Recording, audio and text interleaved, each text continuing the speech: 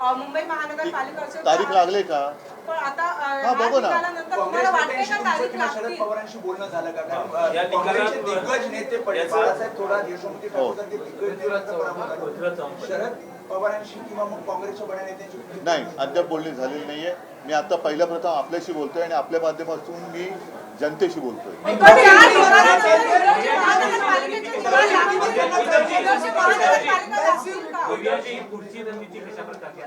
पहिला आम्ही अमुक करू, त्याच्यानंतर तमुक करू, अशा रणनीती सांगितल्या जात नाही.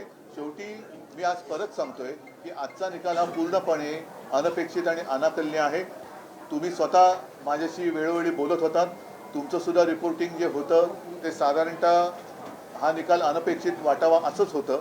आणि राज्यभर शेतकऱ्यांमध्ये असंतोष आहे, महिलांमध्ये एक असुरक्षिततेची भावना आहे, बेकार आहेत ते सुद्धा असेच आहेत, महागाई वाढते. या सगळ्या गोष्टी लक्षात घेतल्यानंतर प्रत्यक्ष चित्र दिसत होतं. सभांना सुद्धा प्रचंड गर्दी होत होती आणि मला असं वाटतं की आमच्या सभांना प्रचंड गर्दी होत होती, लोक ऐकत होते. मोदीजींच्या सभेला अरे काय ऐकायचं, आम्ही ठरवलंच आहे तुम्हाला निवडून द्यायचं म्हणून खुर्च्या रिकाम्या होत्या. लोकांचं मत असो, मला असं वाटतं, मी बोलू का तुम्ही बोलता?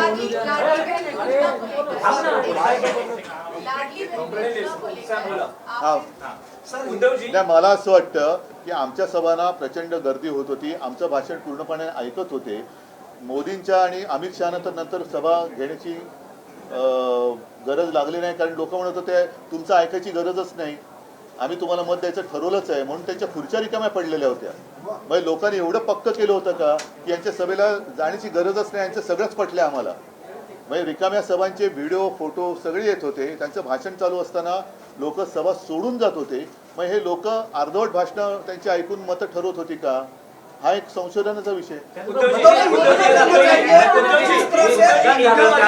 मतदानाची टक्केवारी जी आहे ती मध्यरात्री घोषित करण्यात आली, उशिरा घोषित करण्यात आली, यामध्ये काय वाटतं का तुम्हाला? आता याच्यामध्ये नेमकं खरं काय ते आपले सगळ्यांचे 17C फॉर्म हे राज्यभर तपासल्यानंतर कळेल की त्या 17C फॉर्म मध्ये मतदान किती झालेलं, त्याच्यानंतर टक्केवारी वाढली असेल तर गफलत आहे. जागा आणि दुसऱ्या बाजूला माहीम असेल, वरळी असेल, वांद्रे पूर्व या राखलेल्या जागा, यावर तुमची काय प्रतिक्रिया? राखलेल्या जागा आम्ही राखलेल्या आहेत आणि हरलेल्या जागा आम्ही हरलेलो. विशेषतः माहीम ही जी जागा होती, महाराष्ट्राचं तिथे लक्ष होतं, आमची जिंकलेली जागा होती ना, ती राखली आम्ही. धारावी के टेंडर को लेकर आप लोगों ने काफी विरोध किया था, लेकिन अब राज्य में इनकी सरकार बनने जा रही है, अब धारावी को लेकर आगे क्या कुछ करें? पहले धारावी के बारे में यूएस गवर्नमेंट क्या भूमिका लेती है वो देखनी पड़ेगी.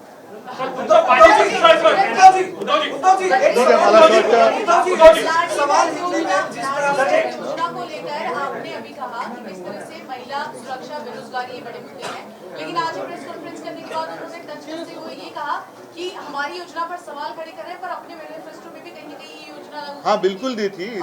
इसलिए मैं अभी अपेक्षा कर रहा हूँ. चुनाव आयोग ने रोक लगाई थी, अब चुनाव खत्म हो गए हैं.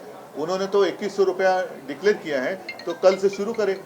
हम इंतजार कर रहे हैं. चला, धन्यवाद सगळ्यांना. जय महाराष्ट्र, जय हिंद.